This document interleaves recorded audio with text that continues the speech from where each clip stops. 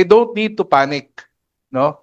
Because sometimes, in relation with the war sa Iran karon, munang gagapanik kita. But let me remind you, of course, and the colleagues as well, layo kita sa Iran. Gani, kung naay gusto ang Iran mo, bomba ka nato din sa Pilipinas, unahon pa niya, muagi pa siya sa California. Muna karon ang threat diya sa US. Again, let me Ano, dili reiterate, day makadiretso diri sa Cagayan. dili, Madam Chair, layo kayo ang missile na moabot. Di ra Gani, makita wala katuan. po tayo nuclear. Panagang. Oo. Nuclear din sa Pilipinas. Wala tayong nuclear.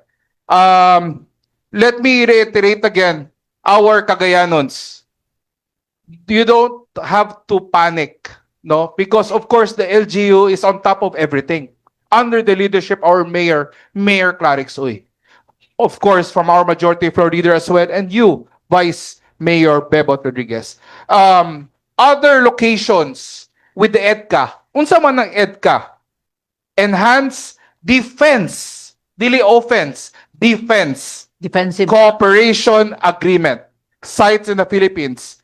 9 ni kabuok. Ako na lang i-state para pag-abot na lang unya sa atong bisita, dili na niya isa-isahon tanan. Majority floor leader, Madam Chair. Una, we have the Palawan Antonio Bautista Air Base. Sunod natay Pampanga Base Air Base. Sunod Nueva Ecija Fort Magsaysay. Sunod Mactan Benito Ebuen Air Base. Cebu. Naapod sa Santa Ana, Cagayan. Sa norte, Naval Base Camilo Oseas. Sunod natay Cagayan dito gyapon sa norte, Lalo Airport. Natay Isabela Camp Melchor de la Cruz, and as well as ang atong Palawan, another dito sa Balabac Island, and of course ang atong hometown, walay lain, the City of Golden Friendship, ang atong Lumbia Air Base. Gani, Madam Chair, bago lang sila naghatag o last week lang, og pahayag gikan sa atong Fort ID.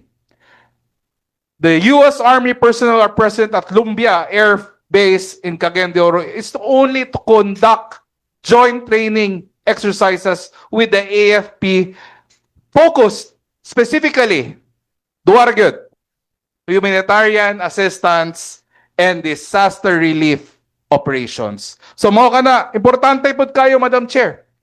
Actually, okay gud siya na naapod sila para ang atong Philippine Air Force madugangan ang ilang expertise when it comes to specifically humanitarian assistance as well as disaster relief operations.